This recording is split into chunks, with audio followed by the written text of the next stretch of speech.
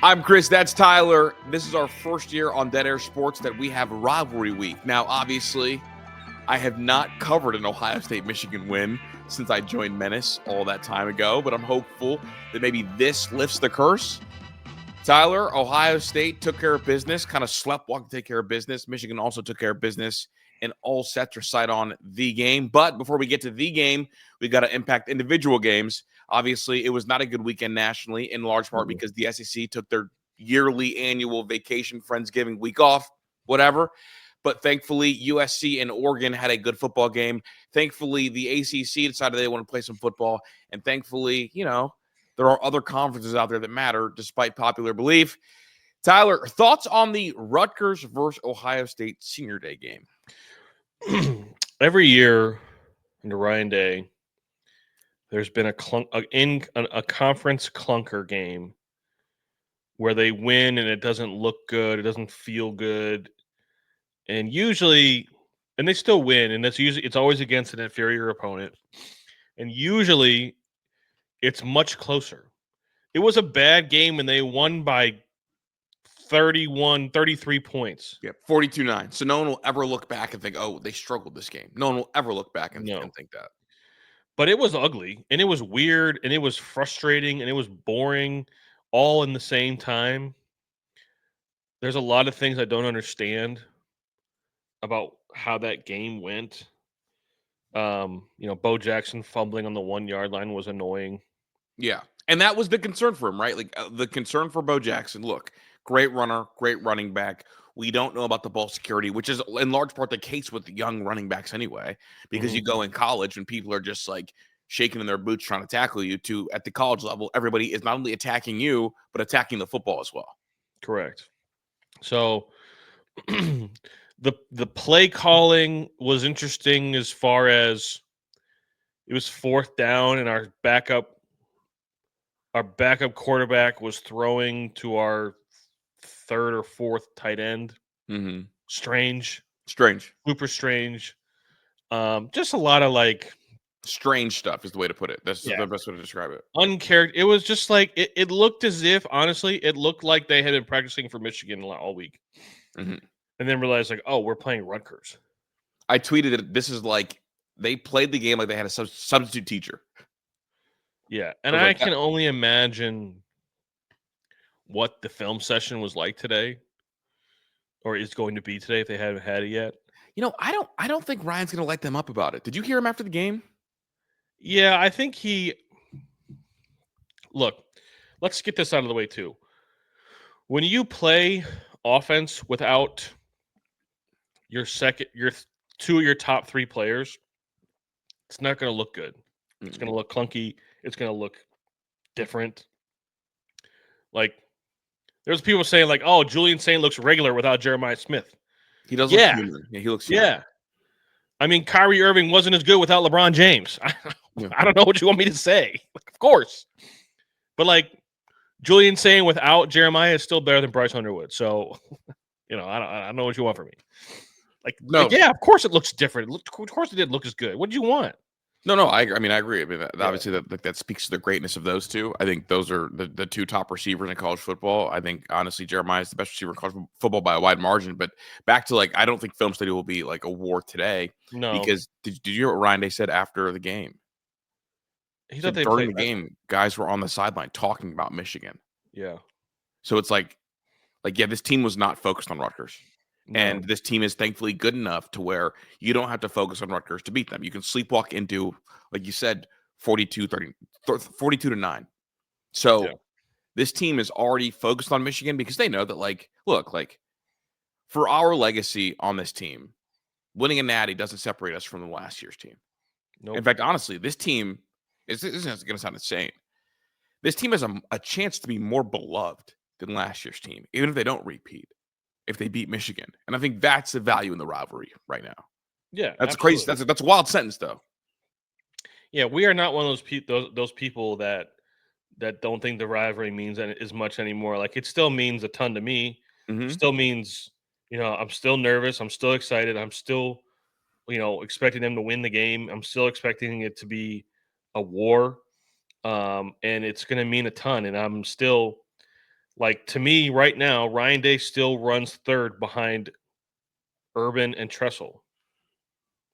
They all three of them have a national title. Mm-hmm. Two of the three, one of them's undefeated, the other one's 9-1 Mm-hmm. against the team up north. And the other guy is 1-4. So, like, I don't want him to be John Cooper. I don't want that. Like, there are that, I don't know. Do you remember? I was too young and you were just being born. But do you know who was on like the 1996 Ohio State team? Like, the only reason I know about those 90 teams is because like my uncle would talk about them, like Eddie and them, all the Like, time. I'm talking like Hall of Famers, Mm-hmm. not just like great college players and guys that had good careers in the NFL, like dudes that are in the Hall of Fame. Yeah, no, I know. Orlando Pace, Eddie George, Terry Glenn, like tons of dudes. Joe Germain threw for 3,000 yards in 1996. Mm-hmm. Like, that didn't happen back then. But nobody remembers those teams because they didn't win the game. We talk about those teams like, oh, all the talent. Yeah. But none of the hardware. No hardware. And then the other question that I talked to Mark Rogers with before is about like how many titles would John Cooper have had in a 12-teamer? 2 or 3. Mm-hmm. I mean, that team in the 1995 but John's teams were bad in postseason, though, is the thing. Separately, like they weren't great in bowl games. That's also true, but you got to imagine like the talent that was amassed. Mm-hmm. Mike Vrabel was on that team. Andy Katz. Like, it's just Yeah. the list. Like, it's one of the best Ohio State teams that never won anything ever. Maybe the best Ohio State team that didn't win anything. It's just one of those. Like, and I don't want Ryan Day to be that. He can't be that because he's too good of a football coach. I agree. With this Ohio State game that just happened, I just want to put something into context. Adam King from 10 TV had this stat. Said Ohio State's given up 9 touchdowns this season. 5 of them came in the final minute of the third quarter or later. Here are some of the scores when the first team defense left the game this year: 34-0, 35-3, 34-3. One of them was late, 34-10, and then 14-0. Think about that. Think about that, dude. We're talking about a historically shut him out defense. 9 touchdowns this year, and 5 of them on the final minute of a game. We are in week 13. If this team can finish the job, this is the best defense in Ohio State history. Yeah, I'd have to really go look, but yeah, I mean, like from a strictly numbers perspective, I mean, less than 10 points, less than 8 points a game. Yeah. What? And the 19 team was wild because they like had the turnovers and they suffocated. And 17, they forced 16 and 17, especially 16, forced a ton of turnovers and nobody ever scored. But here's the thing: is if this team does what it's supposed to do, this team's going to have the hardware to go with all of it. Yeah, but is that fair to the 7? Like, if we're talking about like best defenses ever, is it fair to punish one defense in the ethos of ranking defenses because of what the offense could or couldn't do? It's like a tiebreaker. Like if it's all no, I'll do the team thing. I will not punish that 16 defense for JT Barrett forgetting what a forward pass was. I will not do it. Well, that team scored touchdowns.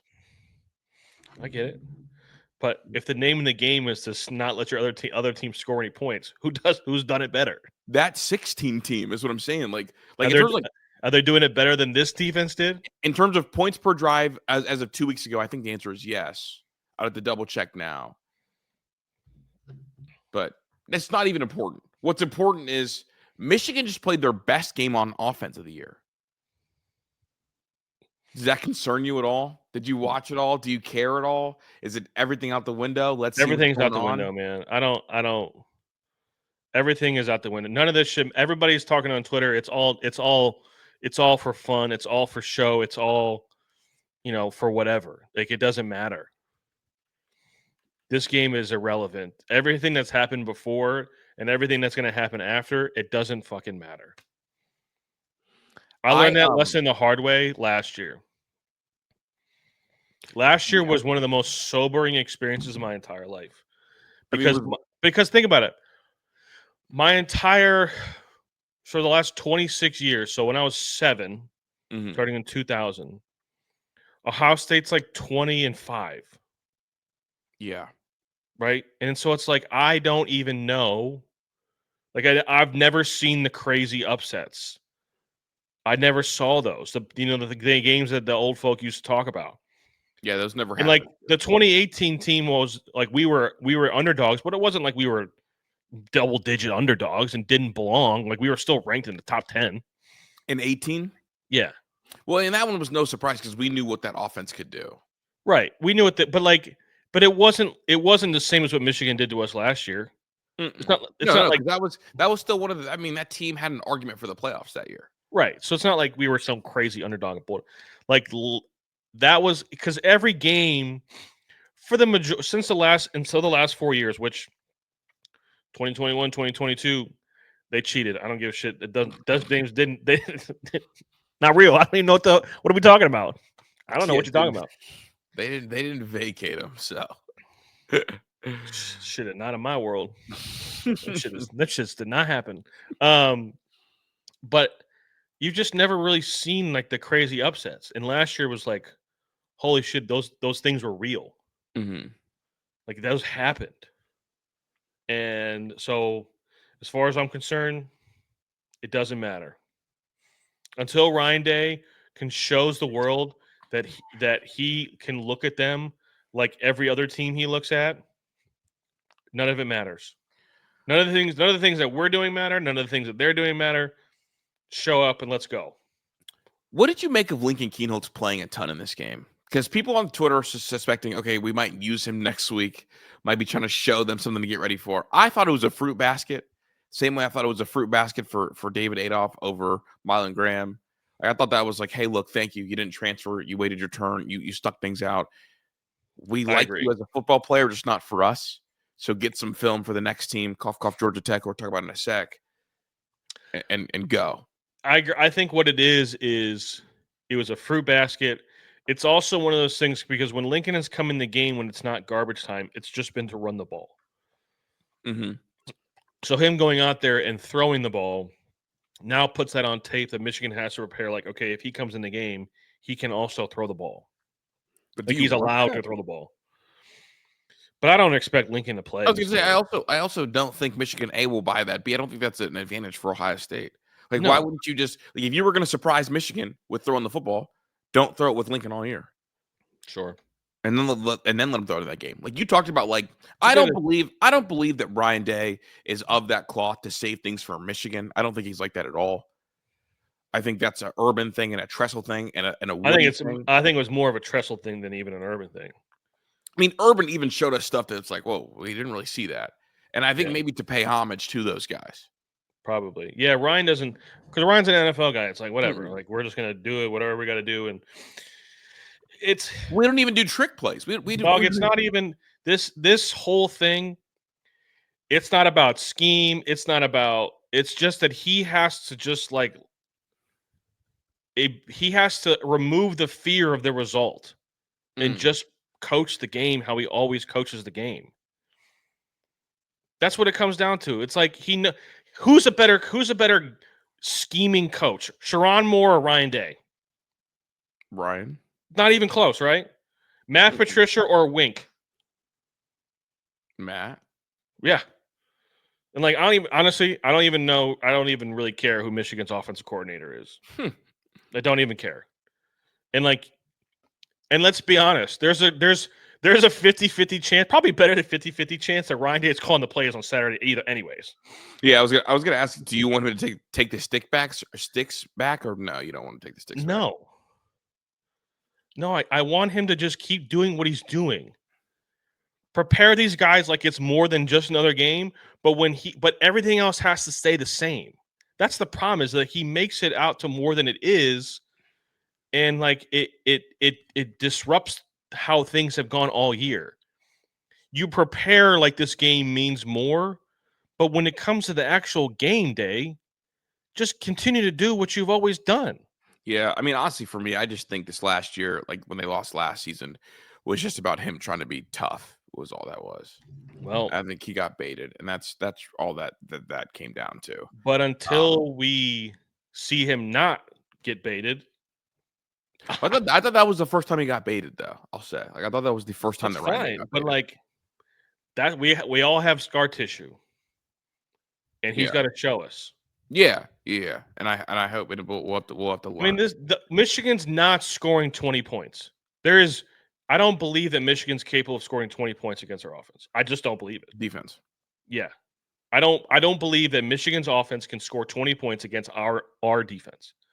Ryan, can you score 3 touchdowns? Can your offense score 3 touchdowns and you win the game? And I Period. think Jeremiah's playing. Pretty confident in that. Yeah, I think Jeremiah is going to play as well. Jeremiah strikes me as a guy who understands legacy. I think he strikes me as a guy who understands, who he is as a player and how he's going to be remembered. And like, there's 0% chance that he would not play this game. Yeah, and I just don't believe he would ever do that. It's also his birthday. It's also his birthday, and there's just no way that somebody's going to pull him into their office and tell him, "You're not playing. We're going to hold you out." He's going to be like, "No, I'm not," and they're going to be like, "Oh, okay, yes, Mr. Smith." I think they likely tried that 2 weeks ago. Probably. They said, "I'm playing." Yeah. Jordan Marshall did not play, did not record a carry in Michigan's game against Maryland. So we now have that.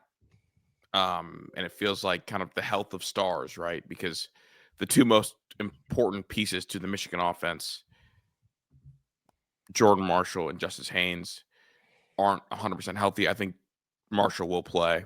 I think Marshall will play. I don't think Justice is playing. I think he's out for the year. Yeah, he's out for the year. He's got he had the surgery, the tightrope surgery. And then, I mean, their best player, who's been a top 10 in PFF grade since week 6 of the year, Andrew Marsh, continues to play really, really well. Do you feel better about our matchup against Andrew Marsh after watching what Igbinosun did with DJ? Yes. Or KJ? With KJ? Duff, yeah. KJ Duff had 2 catches for 34 yards. Yeah, I thought he did a really good job. They did a really good job, and also could have had the pick in there too. KJ Duff. That was so funny, bro. So you texted me. I told Tyler he did the Patrick Beverly thing, man. Davidson celebrating without even knowing. Not only did he celebrate, bro, he gave the ball away to the fan. That was his family. I know, but like, yeah, bro, it's a penalty. Oh. No, I mean, I'm just not worried about their offense. No, even if Jordan Marshall plays. Yeah, the Andrew Marsh thing is interesting just because he's really good. He's getting better week over week. I mean, last week, 5 catches, 1 touchdown. I mean, had the ridiculous catch. He's a little bit smaller than KJ Duff, so like if you're more handsy with him, it could appear more like a penalty. So you got to see how the game's called. Mm-hmm. I would hope the game is officiated like a rivalry game, and that means we're going to swallow the whistle, let the kids play. I think if that happens, Ohio State's in a huge advantage in that mode. Jermaine Matthews got hit with a couple ticky-tacky, got hit with 2. I thought that they both were a little bit but the one was definitely not PI.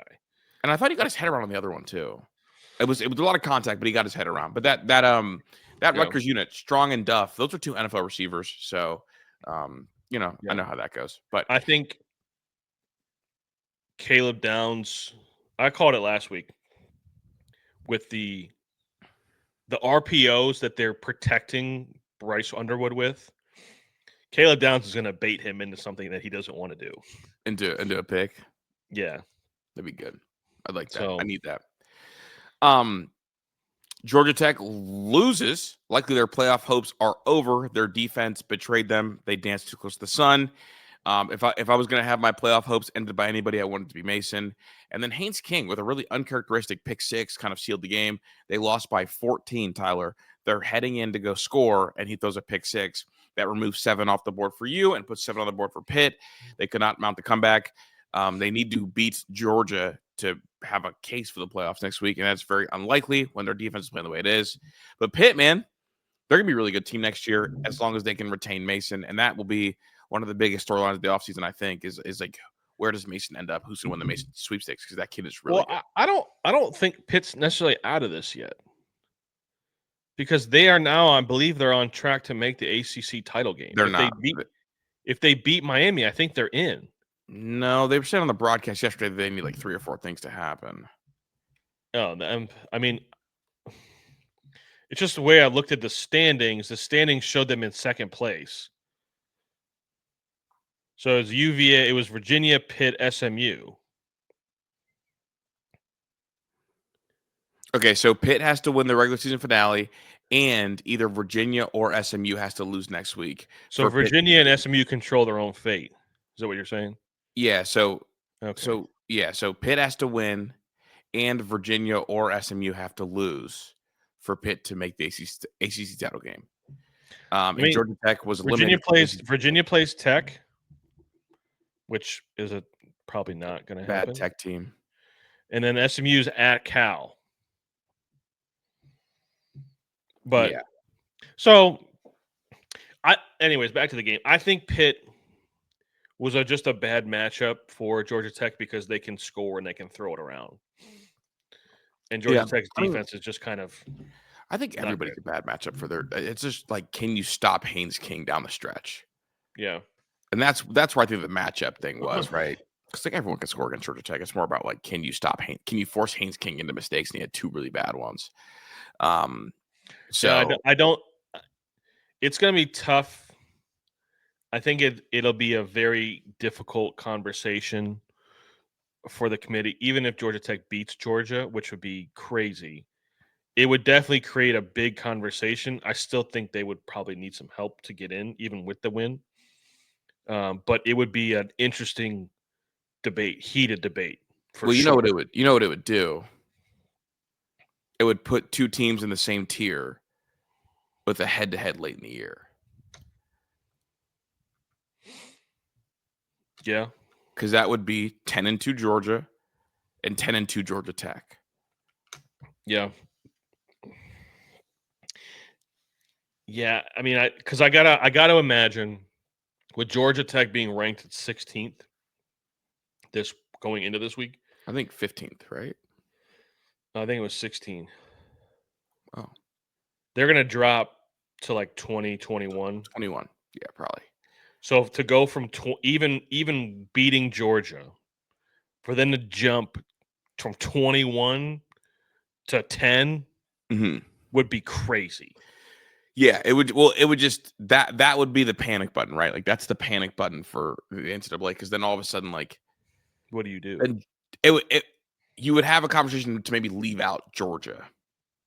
That would be in the conversation for sure, and that's what that would do. But that'd be a huge leap. They need a ton of help, but they would have a valid argument. I mean, I think Georgia Tech's going to go to. Is it at Georgia, or is it the Mercedes-Benz Dome? Neutral site. Is it Benz Dome? Yeah. Georgia Tech's going to be a. Wait a second, Tyler. The same way we don't do lines with Michigan, Ohio State, you can't do lines with Georgia Tech. I can do a line. Vegas is going to put out a line. Yeah, I'm saying and I'm going to say that they're going to go into the game at probably a 2-touchdown underdog. Yeah, but that's another one of those things that yeah, I mean, everything's out the window. Okay. Right. Here we go. I'll take your word for it. What was last year's final? It was like they played like 2 games in one game. Yeah, like these games are always close. Yeah, that. No, I'll take your word for it. I mean, just in the year now the live line right now is Georgia's minus 12.5. Yeah, for me, yeah. So less than 2 touchdowns, but a rivalry game. So I throw it out the window. Put your money out there and take Georgia Tech plus the points. I'm not. I don't bet on rivalry games. Do it. Do you bet on Michigan, Ohio State? I have before. That is a terrible omen. You're not supposed to bet on rivalry games. I have before. I haven't recently, but I have before. I just not like actual like sports book betting, like with my friends. like a gimme bet, like a gimmick thing. No, like, well, I mean, we make it up, but like there's cash on the line. Oh, okay. No, I'm not betting on Georgia Tech. Don't believe in it. Okay. It's been a while though, dude. It's been like what, 7 straight. 1, 2, 3, 4, 5, Anyways, 6, 7. Dude, Utah escaped in a bizarro world that game. was a loss to me. To you. Like, you can't, when you need style points and then you give up 472 rushing yards to Kansas State. Like, dog, you're Utah and you are hitting your head on the 12th ranked ceiling, and then you go out and you barely beat Kansas State and you give up 500 yards rushing. Get out of here. Get out. You just clear the stage. Yeah, dude. Avery Johnson also this year has been kind of a disappointment, but it's been masked by all the other disappointing quarterbacks all over college football. I mean, Avery Johnson's been disappointing for 2 straight years. I mean, imagine being a Kansas State fan. Your program kicked Will Howard out. He goes and wins a natty, and you're stuck with Avery Johnson and his perm. Yeah, shout out Avery. And Avery, I heard, wanted to get out of there after year 1, but didn't. But he's a really good athlete, just not a really good quarterback. I mean, to throw for 100 yards, like come on, dog, no weather. But no, I'm shocked that Utah made that one even close, because Kansas State is like they're like the Northwestern of that conference. And also for Kyle Whittingham teams to give up 500 yards rushing is just like, what? Super bizarre. But they were like huge chunk plays too. Yeah. That game was drunk all the way through. Speaking of drunk games, dude, I want to throw a quick mention. Notre Dame, Syracuse. Notre Dame scored 21 points before they even took a single snap on offense. I'm really sad for Fran Brown. From a hot name to a cold name, just like that. Like, instantly. I've never seen a name hotter 3 weeks ago and then to go to just like nobody even wants to mention it. Right. Not that I think he was hot enough to get one of these jobs, but like now it's like I don't want him anywhere near my program. Right. Like, get away from my program. I mean, to lose 70-7. Like, think about it, bro. Like, before the offense took a snap, like, are you looking over, like, do I even play Jeremiah Love today? P4 versus P4, that's not supposed to happen. Right. Like, do I even play Jeremiah Love today? The score's 21-0. Does he need the work today? They want him to get that Heisman. He does. Yeah, but still, like, do Heisman moments even exist like that? Now, they did play him. He went for 171 and 3 touchdowns. That's what I'm saying. You got to get the numbers. It's still a numbers award. You want to guess how many yards CJ Carr passed for? 120. 49.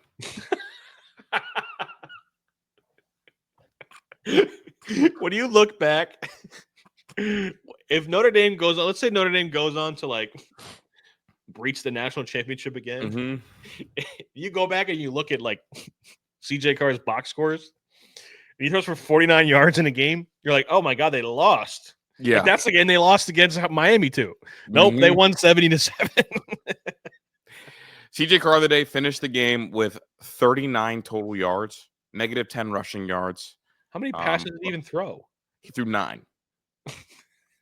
So, who do they play next week? Doesn't even matter. They probably some shit ass team too. I think they play us. They play Stanford. Yeah, so shit ass team. 4-7 Stanford, who just that's right. They're because they're bitching about playing out west at night, so nobody can see them in their final game. Which is fine. And Stanford just went belt to ass against Cal, 31-10. Notre Dame's in the playoff, man. Yeah, they're in. It's over. All these Miami fans can bitch all they want to, but like Notre Dame's getting in. Yeah, I mean, at this point, like, who's going to stop them?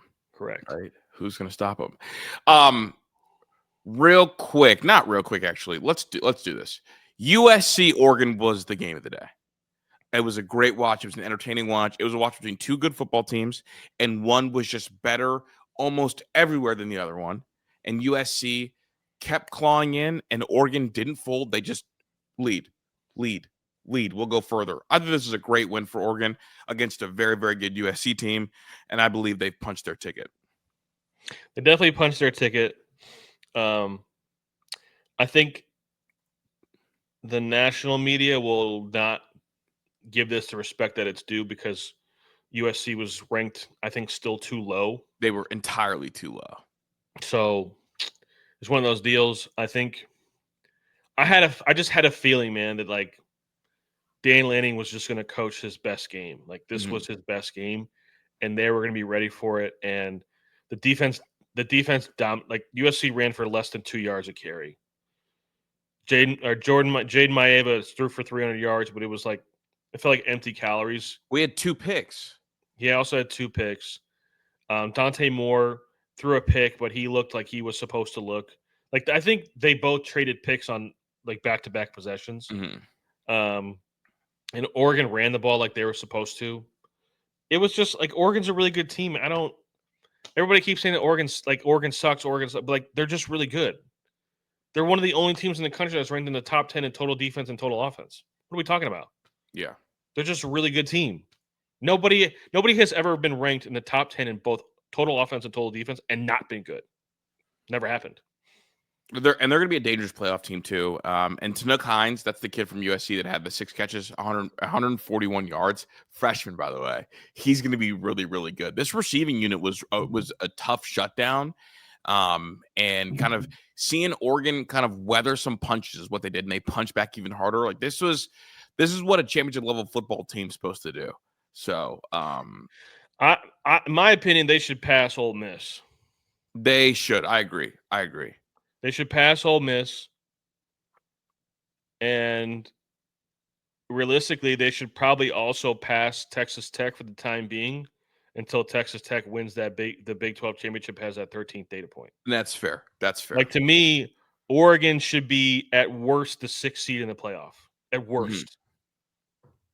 And if Georgia wants to screw around, then Oregon moves up to 5th.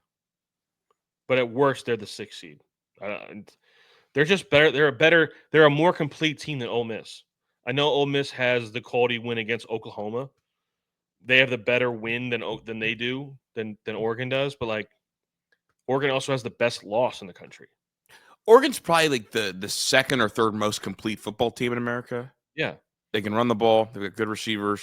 The community has shown us that they use the eye test. There are coaches in the room that are using the eye test. Oregon is better than Ole Miss. Period. I know there was a point where USC pulled within 7 in this game, but the fact that Oregon opened up by scoring 14 in the first, 14 in the second, and I mean, going up 28 to 14, it's while USC fought and tried to make this game scary and close, they just couldn't because Oregon was just too complete. That's how you that is what it looks like when a good football team dominates another really good football team. And I don't want USC to be knocked down because of it, because this is what Oregon is supposed to do against that kind of team, because they are a dominant football team. Correct. Dante Moore, would you league him? I don't know what he should do. I think he should go straight to the league, bro. I mean, if you think about it, though, if you look at next year's quarterback class, he's going to be in there with Julian Sand. He'll be in there. I think he's better than Arch. I think, Julian, Arch. Who else is in there? I mean, those are the two that really matter. Like, would you take Dante Moore over Mendoza or Ty Simpson right now? I would take him over Ty Simpson, and I think a lot of teams will. And I think a lot of teams might flirt with him as the number 1 quarterback in this class.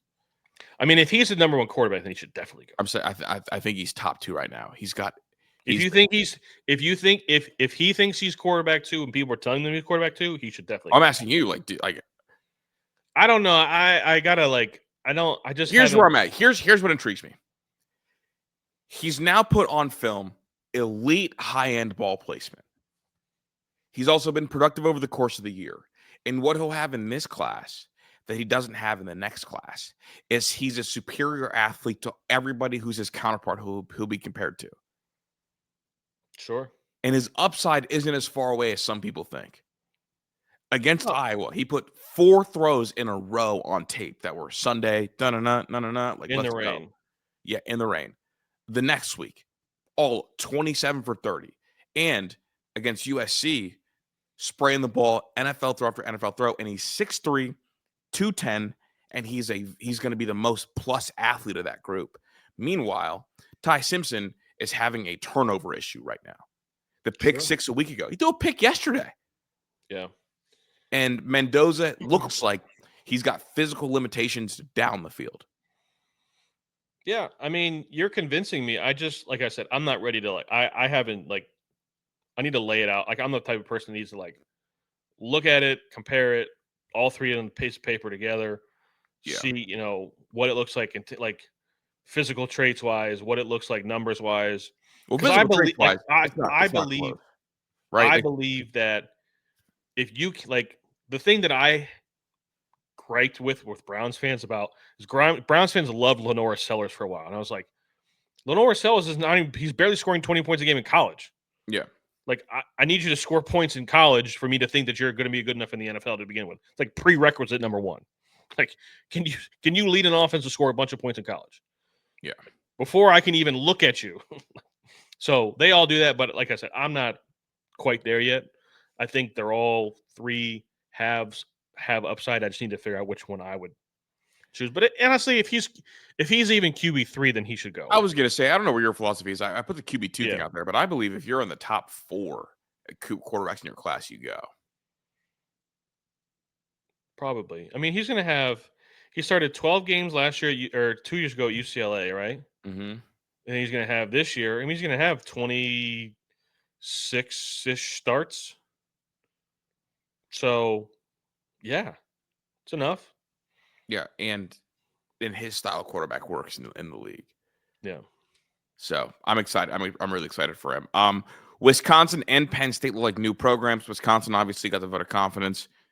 Luke Fickell did. He'll be back next year. They look really good. Penn State, big win over Nebraska. Most energy you'd seen. Setting up the potential for, Terry Schmidt to get the push for the interim bump up. He's not expecting it. He's getting the push. Yeah. He's getting the push from the players. He's getting a push from the fans.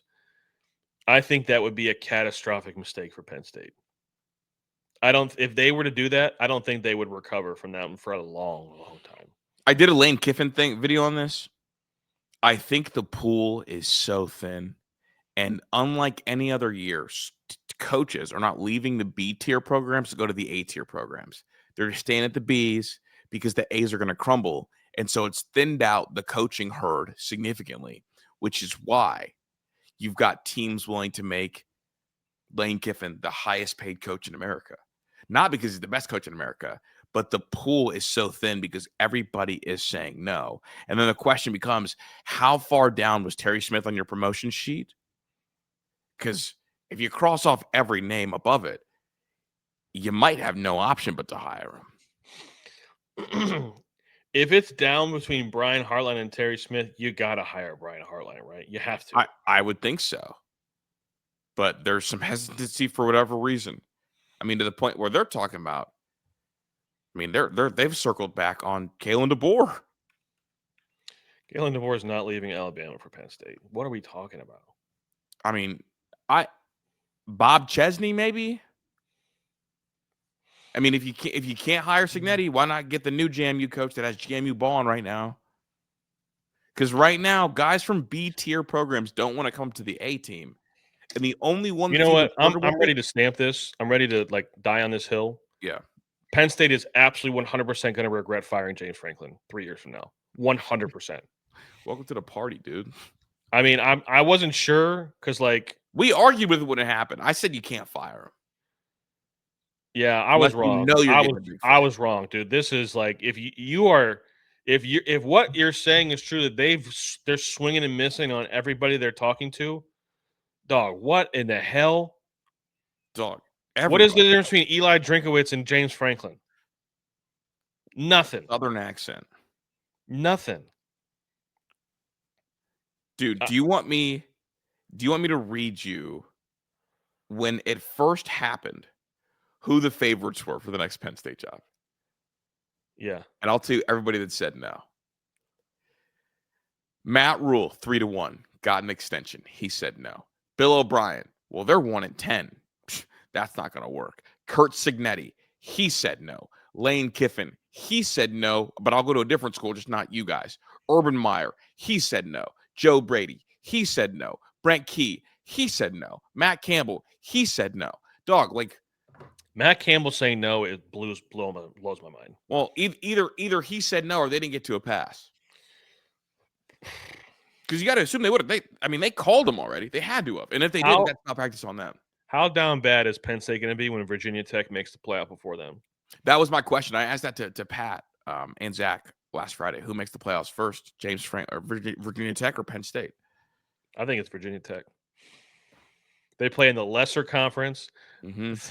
He's going to take him 2 years. If he is willing to leverage the portal while spending this year recruiting his ass off, like in that area, like 3 years, Virginia Tech is in the playoff. Yeah. Like as much shit as I gave James Franklin, like James Franklin's not a bad football coach. He's not a bad coach. He's just not a great coach. She's not a big game coach, and there's not a lot of those. So it's like, it's. Do you know when early signing day is? National signing day for football is? Isn't it like in 3 weeks? December 3rd. Penn State had 17 decommitments. Oh yeah. LSU and Florida have had 1 total decommitment combined. Yeah. Penn State has had 19. And up to 19 now. Absurd. I'm telling you. I think honestly. Go hire Bob. Here we go. Bob Chesney, maybe like JMU's balling, but he got there in 2024. Is that too quick of a rise for him? You know where he was at before JMU? He's a Holy Cross. If you're gonna go that route, just call Jason Candle at Toledo. If that's the route you're gonna go, and you're gonna just go to the G5, go find the guy that's been doing it long enough. That he has experience, that has been around the block. I guess the pushback is that JMU lost their coach and lost their roster, and they're better than Toledo is right now. I like Jason Kendall a lot, and I probably wouldn't say this to his face, but right now I would trust Bob Chesney more than I would trust him on the level up. Dog, think about it. I think Penn State's about to go to hell. I think they're going straight to hell. Yeah. But just think about that. Everything and where they're going to be at. But maybe Terry Smith works out. Who knows? But I do think he's going to be promoted. It never works out. Last thing I want to hit, Arch Manning and his development, 6 TDs on the day. Went berserk. I believe the first quarterback in SEC in the last 20 years to have – no, Dak Prescott did it. Last quarterback since Dak Prescott at Mississippi State to have 4 passing touchdowns, a rushing touchdown, and a receiving touchdown on the day. 6 tutties on the day.